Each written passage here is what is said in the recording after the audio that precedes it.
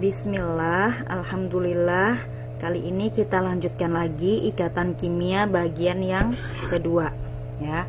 Masih di KD 3.4 membandingkan ikatan ion, ikatan kovalen koordinasi dan ikatan logam serta kaitannya dengan sifat zat. Nah, pertemuan kemarin kita sudah belajar ikatan kimia yang pertemuan ke-1, bagian ke-1 ya.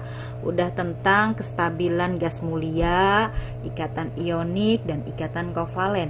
Nah, sekarang ikatan kimia bagian kedua kita membahas tentang ikatan intramolekul masih, tapi yang ikatan koordinasi dan ikatan logam ya. Ini di KD 3.4. Nanti teori domain elektron dan teori hibridisasi ya, ini di KD 3.5 insya Allah. Nah, nanti kepolaran molekul dan gaya antar molekul ini di KD 3.6. Kita lanjut ke ikatan kovalen koordinasi dan ikatan logam ya.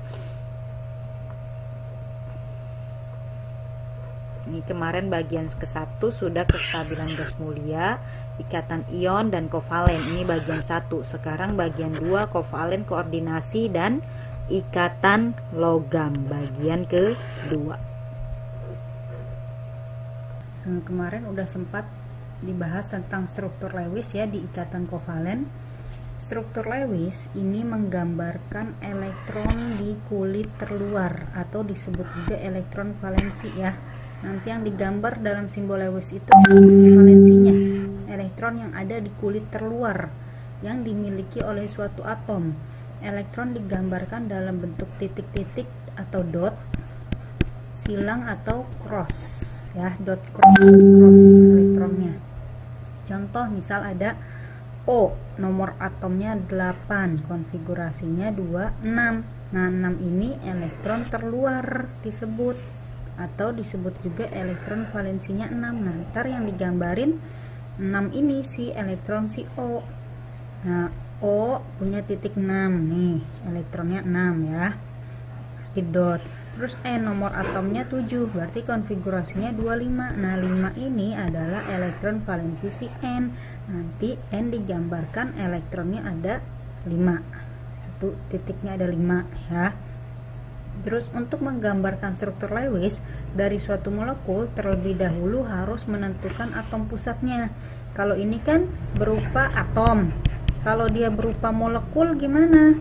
Kalau dia berupa molekul, kamu harus menentukan atom pusatnya dulu ya. Molekul atau senyawa kan gabungan dari beberapa atom. Nah, gimana cara menentukan atom pusat? Syarat atom pusat biasanya dia bukan atom H. H itu nggak pernah jadi atom pusat. H itu selalu atom ikatan. Terus biasanya juga atom pusat itu jumlahnya paling sedikit. Nah, nanti ada suatu senyawa kamu lihat yang jumlahnya paling sedikit siapa? Nah, itu biasanya atom pusat. Terus biasanya kurang elektronegatif ya. Elektronegatif itu di tabel periodik adanya di sebelah kiri, di sebelah kanan dalam tabel periodik. Nah, berarti ciri-ciri atom pusat biasanya atom-atom yang ada di sebelah kiri yang elektropositif ya. Contohnya nih CH3Cl. Nah, mana yang atom pusatnya nih, masing-masing diketahui nomor atom H1, C6, Cl17. Kita konfigurasikan H1 ya. Kalau C nomor atomnya 6 jadi 2, 4 yang digambar elektron valensinya. Cl17 berarti konfigurasinya 2, 8, 7. Itu yang digambarkan elektron valensinya. Nah, atom pusatnya si C. Kan yang jumlahnya sedikit tadi H3, C1, Cl1. Nah, C sama Cl sama-sama 1 jumlahnya. Tapi yang mana atom pusat yang C? Kenapa? Karena Cl ada di sebelah kanan. Dia golongan 7, dia paling elektronegatif. Maka atom pusatnya adalah C. Kita gambar C atom pusat. H itu selalu di pinggir ya, mengikat H jumlahnya 3. Nih atom C ada yang cross ini, elektronnya ada 4 ya. Ini cross ini atom si C mau berikatan sama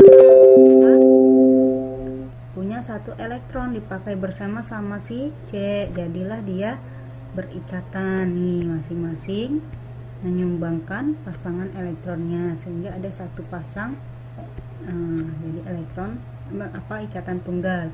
Terus si Cl ada 7, 1 sama C yang ini 6 lagi elektron bebas ya. Nah, lagi elektron bebas. Nah, sekarang coba kita mendapatkan simbol Lewis dari beberapa molekul. H2O atom pusatnya H atau O? H nggak pernah jadi atom pusat, jadi atom pusatnya si O ya, mengikat H jumlahnya 2. Nah, H nomor atomnya 1 berarti elektron valensinya 1 doang. O nomor atomnya 8 berarti konfigurasi 6. Nah, 6 elektron valensinya yang kita gambarin. Kalau H1, H elektronnya 1 saya gambarkan sebagai cross. O elektron valensinya 6 saya gambarkan sebagai dot. 1 dengan H yang ini, 1 sama H yang ini, sisanya 2. Ini H-nya duplet ya, O-nya oktet. Jadi nanti ikatannya tunggal, H strip O strip H. Duanya ini elektron bebas. Terus CH4, C sama H mana atom pusat? H nggak pernah atom pusat, jadi atom pusatnya si C. C atom pusat mengikat H jumlahnya 4. H nomor atomnya 1 berarti cuma 1 elektron valensi. Si C nomornya 6 berarti elektron valensinya ada 4 ya. H ini saya gambarkan sebagai cross, elektronnya masing-masing H elektronnya 1. Si C elektronnya 4, 1 berikatan sama H yang ini, 1 sama yang H ini, 1 sama H ini, 1 sama H ini. H-nya duplet semua, C-nya oktet ya. Nah, kalau ditanya berapa ini PEI-nya, pasangan elektron ikatan ada 2 ya.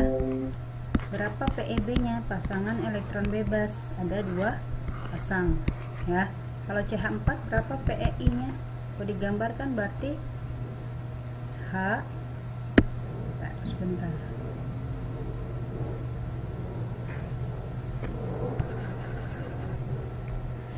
Digambar ikatannya berarti H strip C strip H strip H strip H ya. Berapa PEI-nya? Ada 4. 1 2 3 4. Ada PEB-nya nggak ada, pasangan elektron yang bebas maka 0 ya. NH3 siapa atom pusatnya, N atau H? H tidak pernah jadi atom pusat, maka atom pusatnya si N, mengikat H jumlahnya 3. Nah, si H nomor atomnya 1 punya 1 elektron, si N nomor atomnya 7 berarti 25, ada 5 elektron valensi. H saya gambarkan elektronnya cross, masing-masing 1, si N 5, 1 berikatan sama H ini, 1 sama H ini, 1 H sama yang ini, sisanya 2. H-nya udah duplet, N-nya udah oktet ya. Kalau digambar H strip N strip H strip H tunggal semua, N-nya ada elektron bebas. Berarti berapa PEI-nya, pasangan elektron ikatan ada 3. Berapa PEB-nya? Ada 1. Ini 1 PEB, ini 3 PEI. Sekarang CO2, siapa atom pusatnya? Yang jumlahnya sedikit, si C, mengikat O jumlahnya 2. Si C nomor atomnya 6 berarti elektron valensinya 4 ya. Si O nomor atomnya 8 berarti elektron valensinya 6 ya. Elektron itu nggak boleh sendiri, dia harus berpasangan untuk stabil. Bisa berpasangan dia bebas, tidak berikatan, bisa berpasangannya dengan atom dari elektron dari atom lain untuk terjadi ikatan ya. Si O kita gambar dulu elektronnya nih cross, ada 7.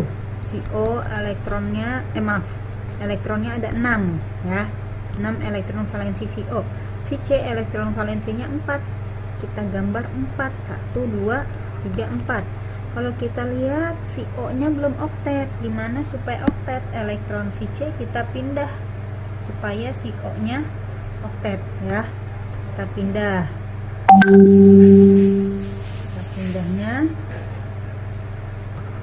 Pindahin supaya O-nya elektronnya 8. Pindah ke sini, elektron si C ya. Si O-nya udah oktet, O ini oktet, si C-nya juga oktet, berarti dia berikatan kovalen rangkap 2. Berapa PeI-nya? 2. Ini dihitung 1 ya. Berapa PeB-nya?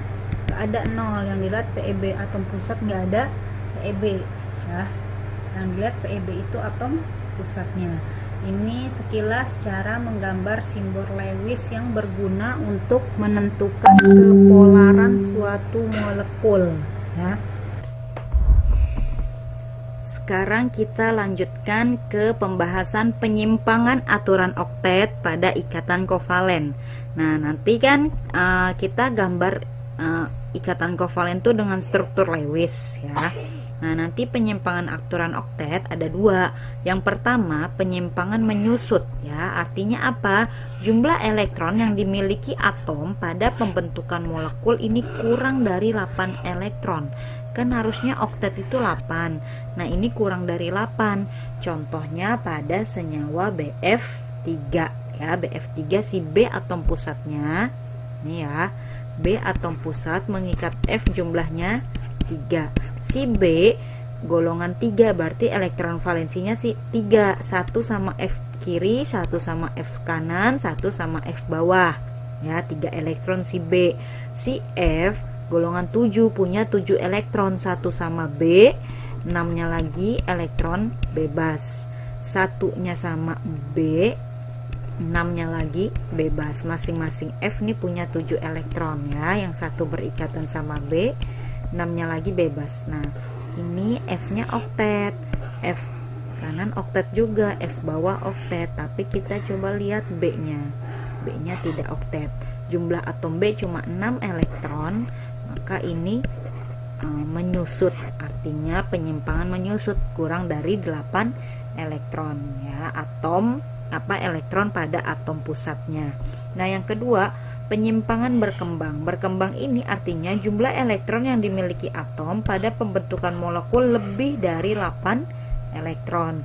Nah, ini contohnya pada senyawa SF6, di mana S atom pusat mengikat F jumlahnya 6 ya. S golongan 6 berarti punya 6 elektron valensi. Gambar masing-masing 6 ya. Nah, yang satu berikatan sama F di masing-masing atom ikatan. F-nya kan ada 6, jadi 6 elektron si S ini masing-masing berikatan sama F.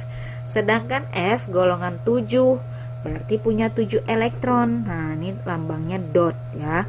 F ini elektronnya 7, satu berikatan sama S, 6-nya lagi bebas. Gini ya, 1 sama S berikatan, jadi dia sepasang. 6-nya lagi bebas. Atom si F-nya ya. 1 berikatan sama S, 6-nya lagi bebas. Nah, kalau kita lihat masing-masing F mah oktet. Masing-masing elektron si F oktet ya. 8 elektron F-nya.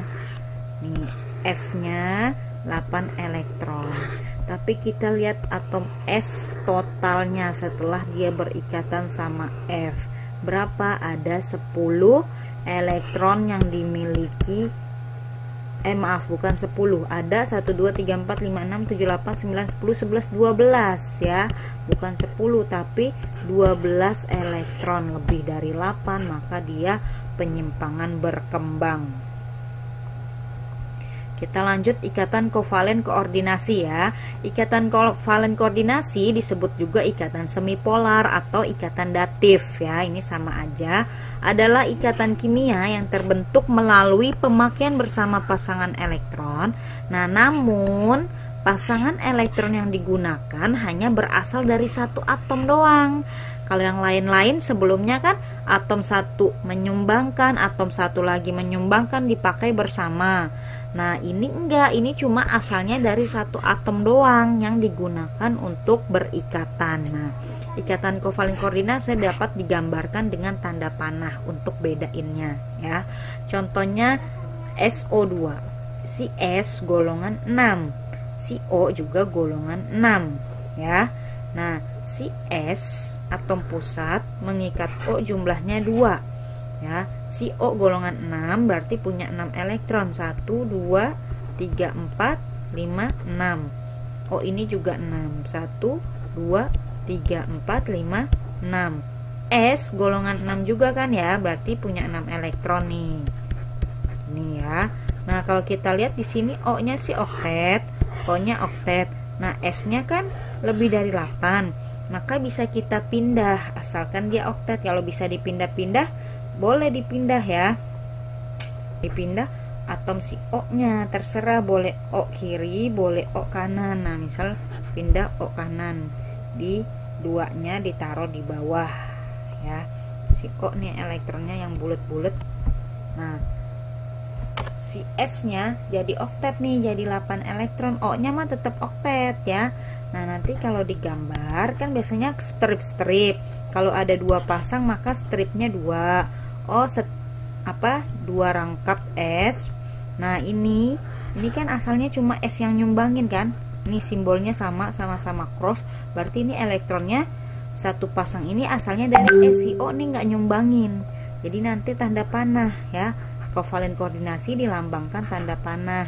Ini artinya dari yang menyumbangkan si F, nah, ke O dipakai bersama untuk membentuk ikatan ya. Nah, contohnya lagi NH4. NH4 itu berasal dari NH3 bereaksi dengan H+, jadinya NH4+. Kita gambarkan dulu nih NH3. N atom pusat mengikat H jumlahnya 3. H punya 1 elektron masing-masing. N punya 1 ya, berikatan sama H1, H1, H1, sisanya 5 ya. N ini golongan 5, berarti dia punya 5 elektron. Nah, kalau kita lihat H-nya udah duplet ya. H ini duplet, H ini duplet. Nah, N-nya udah oktet. Nah, tapi dia bisa bereaksi dengan H+. H+ artinya apa? Si H-nya ini udah melepas 1 elektron. Nah, udah melepas kan berarti dia nggak punya elektron lagi. Gimana caranya si NH3 ini mau berikatan sama H+? Nah, dia membentuk NH4+ ya.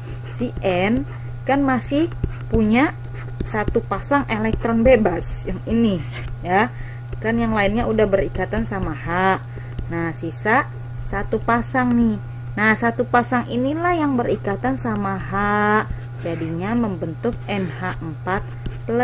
Nah, 1 pasang ini kan asalnya dari N yang nyumbangin ya. Si H ini nggak ada nyumbangin, N nyumbangin untuk berikatan sama H. Maka ini yang disebut kovalen koordinasi. Cuma 1 atom yang menyumbangkan pasangan elektronnya untuk berikatan. Ini juga kovalen koordinasi ya. Itu kovalen koordinasi. Kalau digambar ini H strip N strip H strip H. Nah, ke atas tanda panah karena yang ini kovalen koordinasi, lambangnya tanda panah dari yang nyumbangin ke yang nerima untuk dipakai bersama seperti itu. Sekarang kita lanjut ke ikatan logam. Ikatan logam adalah ikatan antar atom-atom suatu unsur logam karena adanya interaksi antara elektron valensinya. Jadi elektron valensinya ini saling berinteraksi ya. Unsur-unsur logam memiliki elektron valensi yang sedikit ya. Dia kan golongan 1A, 2A, 3A, maka elektron valensinya 1, 2 atau 3. Tapi energi ionisasinya kecil juga, sehingga mobilitas elektron pada unsur logam sangat bebas.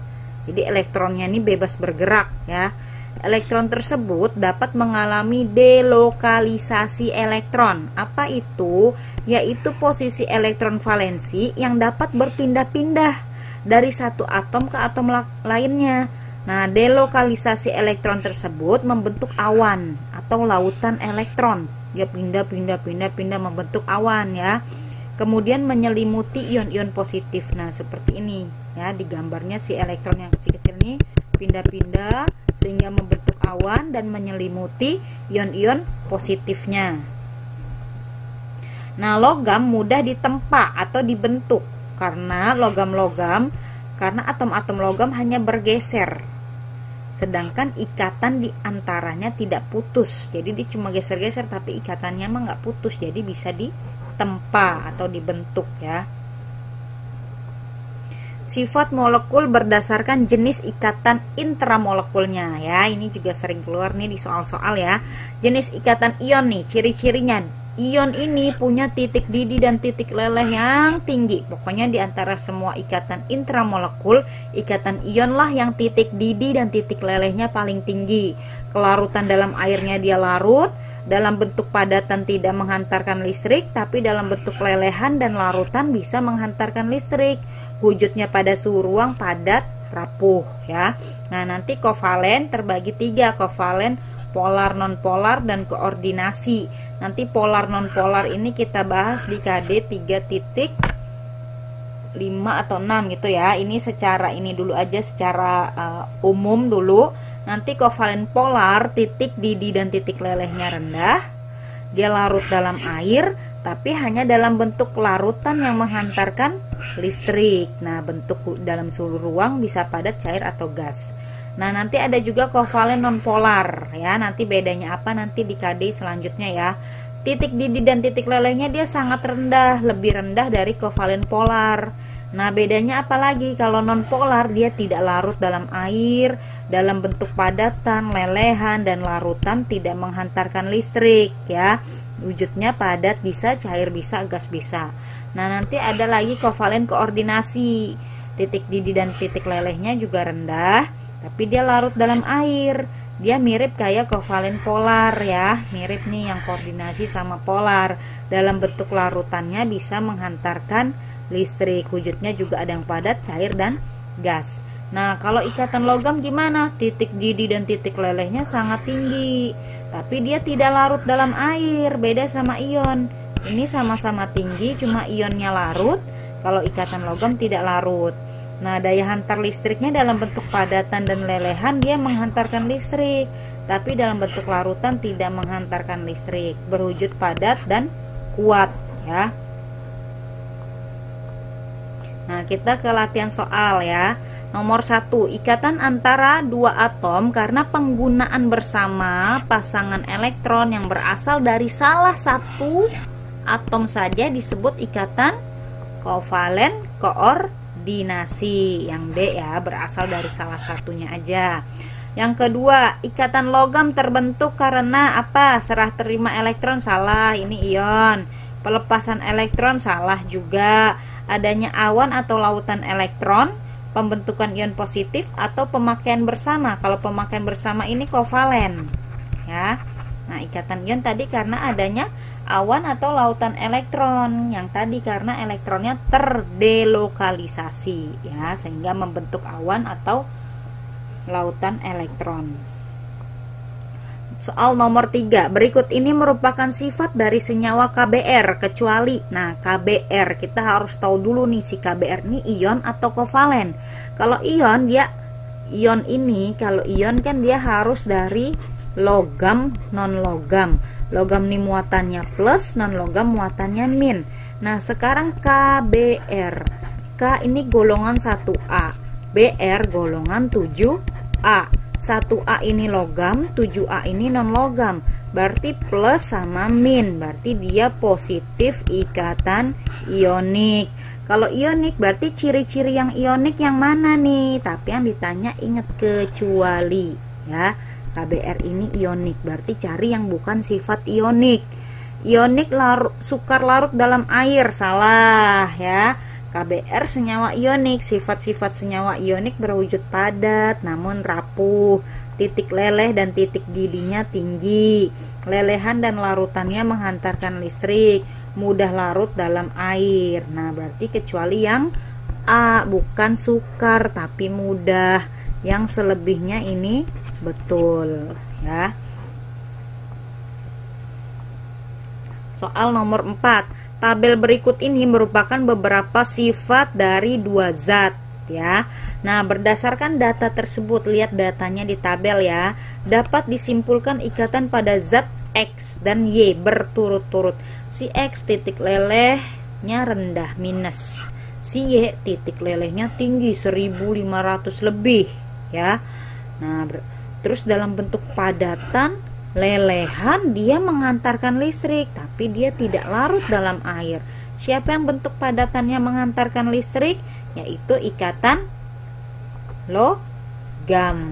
Ya, si Y ini ikatan logam.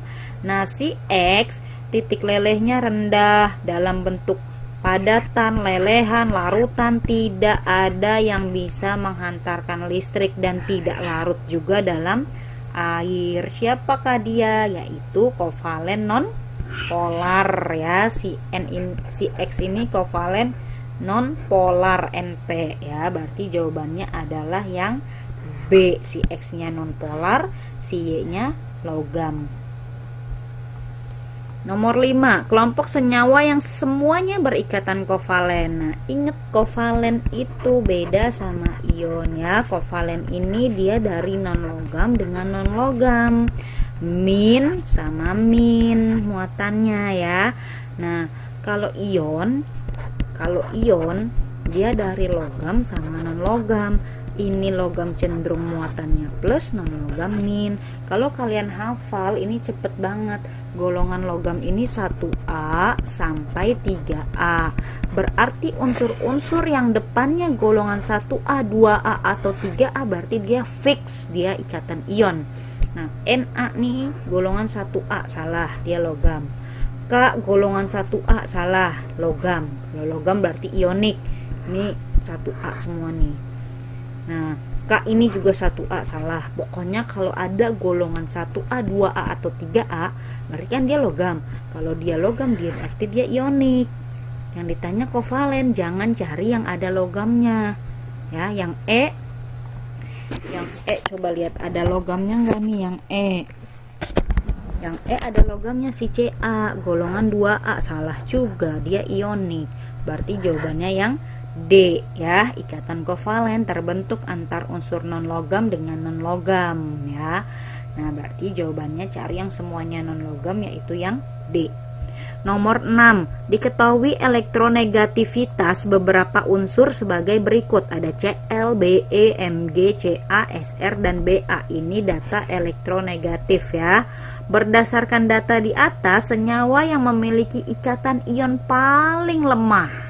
Yang paling lemah yang mana? Nah, lihat nih, kekuatan ikatan ion berbanding lurus dengan besarnya selisih keelektronegatifan. Selisihnya ya, antar unsur logam dengan non-logam yang berikatan. Ikatan ion paling lemah dimiliki oleh senyawa dengan selisih keelektronegatifan paling kecil. Kita kurangin aja selisihnya.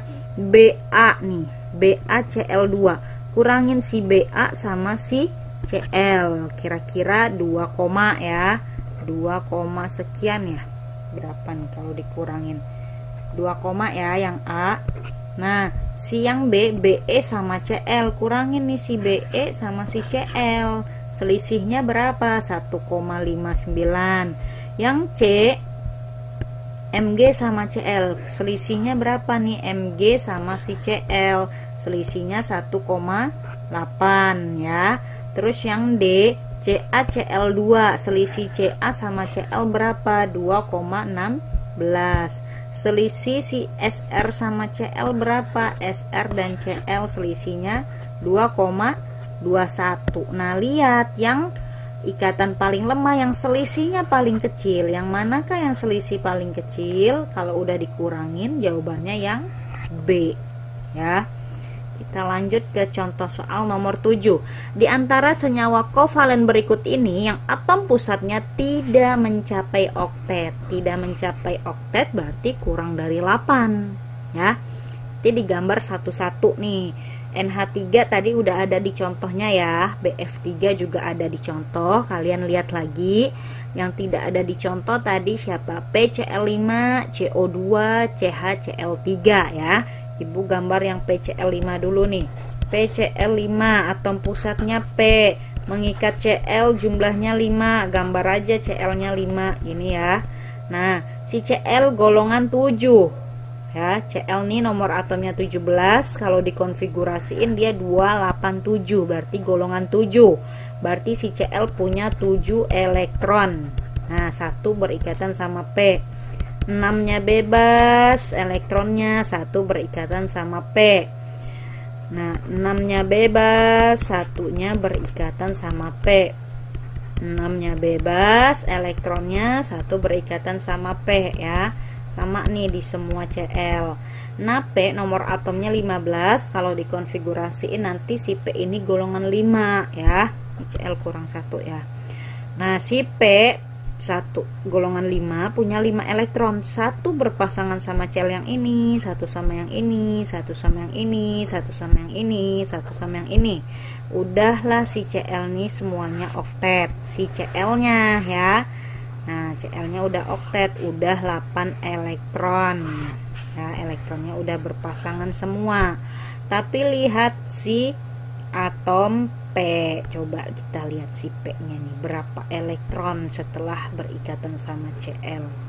Setelah berikatan sama Cl, si P ada 1, 2, 3, 4, 5, 6, 7, 8, 9, 10 elektron di atom pusat P. Ini oktet berkembang ya, oktet berkembang, artinya lebih dari 8 elektron. Nah, kalau CO2 gimana? Ini yang C ya. Kalau CO2 kita gambar lagi si CO2. CO2 atom pusatnya C. Atom pusat itu atom yang jumlahnya 1 biasanya ya. Si C ini jumlahnya 1, si O2. Ya udah, C atom pusat, berarti O-nya atom ikatan di pinggir-pinggirnya. Si O nomor atomnya 8. Kalau dikonfigurasiin nanti si O ini golongan 6. Punya 6 elektron valensi, tulis aja 6, nanti bisa dipindah-pindah asalkan oktet ya. Si C nomor atomnya 6, kalau dikonfigurasiin dia punya 6 elektron. Maaf, kalau dikonfigurasiin si C ini elektron terakhirnya 4 ya, berarti dia golongan 4.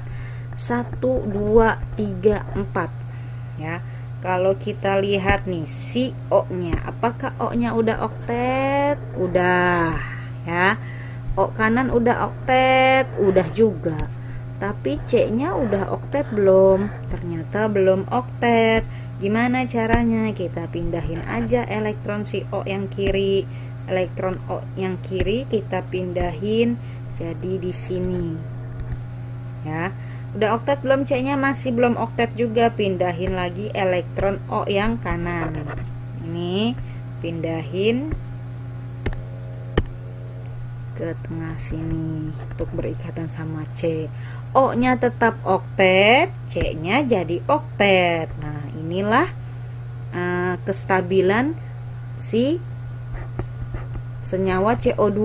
Dia membentuk oktet dengan cara berikatan kovalen rangkap 2 ya. Nih, karena ada 2 pasang elektron yang digunakan bersama membentuk ikatan, jadinya kovalen rangkap 2. Dia nggak menyimpang dari aturan oktet, sama-sama 8, O-nya 8 elektron masing-masing, C-nya juga 8. Ini berarti oktet ya. Ini yang D. Sekarang yang E gimana? CH3Cl, atom pusat tuh si C ya. Pokoknya golongan 7 si Cl, FClBri sama H itu nggak pernah jadi atom pusat ya. Jadi atom pusatnya si C. Si C atom pusat mengikat H jumlahnya 3, kiri, atas, bawah. Nah, kanannya berikatan sama Cl ya. Nah, gimana cara gambarinnya? Si H kan dia nomor atomnya 1, berarti punya 1 elektron masing-masing si H ini. Nah, si Cl dia nomor atom 17 tadi ya, berarti dia golongan 7, 1 berikatan sama C, 6-nya lagi elektron bebas. Si C nomor atomnya 6, berarti dia golongan 4, 1 berikatan sama H, 1 lagi sama H, 1 lagi sama H, 1 lagi sama Cl. Nah, kalau kita lihat si H ini dia duplet ya. H mah nggak pernah oktet, dia duplet, 2 elektron. Si Cl baru oktet, 8 elektron.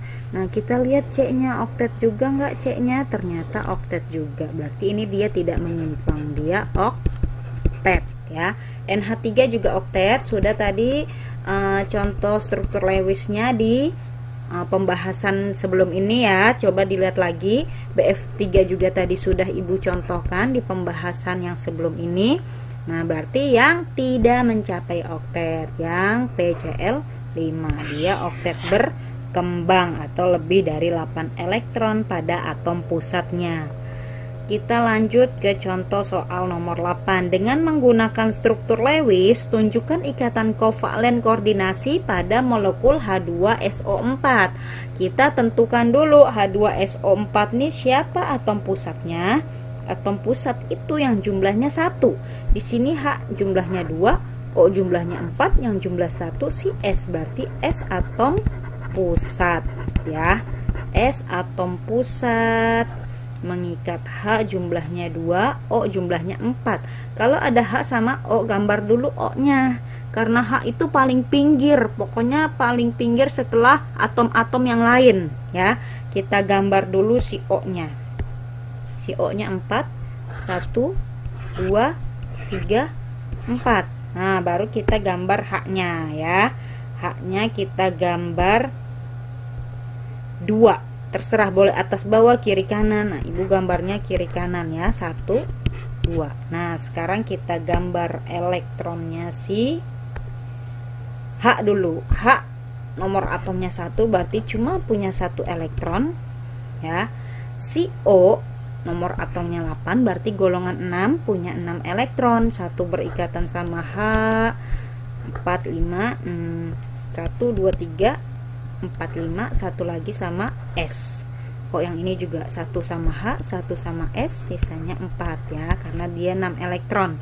Oh, atas bawah gimana? Gambar dulu aja 6, ntar bisa dipindah-pindahkan, asalkan harus oktet. Kalau bisa dipindahkan oktet harus dipindahin. Kalau nggak bisa ya udah, berarti itu penyimpangan aturan oktet ya. Nah, sekarang S terakhir nih, si atom pusat. Si atom pusat berapakah dia elektronnya? Nah, dia nomor atomnya 16. Kalau dikonfigurasiin 286, berarti punya 6 elektron ya. 1 berikatan sama O, 1 sama O, 1 lagi, sisanya 4. Gini ya. Nah, coba kita lihat nih. Si H-nya udah duplet. H ini juga duplet ya. O yang ini yang tengah, yang apa? Yang kiri udah oktet. O yang kiri juga oktet ya. O yang bawah oktet juga 8 elektron. O yang atas oktet juga. Terakhir kita lihat S-nya ya. S-nya apakah dia oktet? Si S ternyata juga oktet 8 elektron. Tapi ada yang beda. Di mana? Ini warnanya beda nih. Berarti ini 1 atom dari O, 1 elektron dari O, 1 elektron dari S. Ini juga 1 elektron dari O, ini 1 elektron dari S. Nah, yang inilah yang warnanya sama, berarti ini adalah kovalen koordinasi.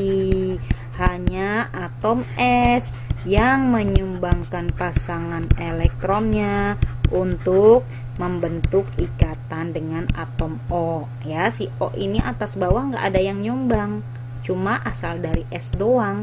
Berarti ini ikatan kovalen koordinasi. Kalau digambar strip-stripnya gimana? Ini 1 pasang, berarti stripnya 1 H strip O. O sama S juga 1 pasang, berarti stripnya 1. S sama O yang kanan juga 1 pasang, berarti stripnya 1. O sama H ini 1 pasang, berarti stripnya 1. Nah, lihat S sama O yang atas. Nah, dia 1 pasang juga ya, tapi ini berasal dari S dua-duanya elektronnya, berarti tanda panah karena dia kovalen koordinasi. Artinya dari punya S dipakai bersama dengan O ya. Yang O sebelah kiri juga kok sebelah bawah juga dari S asalnya dua-duanya, berarti koordinasi juga tanda panah dari S ke O. Seperti ini ya. Nah, terus contoh soal nomor 9. Rumus struktur Lewis amonium klorida sebagai berikut. Nih, amonium klorida itu NH4Cl, N atom pusat ya. Nih, mengikat H jumlahnya 4. 1 2 3 4. Nah, Cl. NH4Cl ya. Nah, pasangan elektron yang merupakan ikatan kovalen dan kovalen koordinasi. Nah, kovalen lihat aja, kalau yang tandanya beda berarti dia kovalen tunggal nih. Ini kovalen tunggal, kovalen tunggal. Dulu sebentar.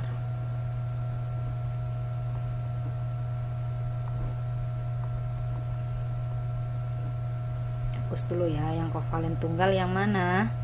Kovalen tunggal yang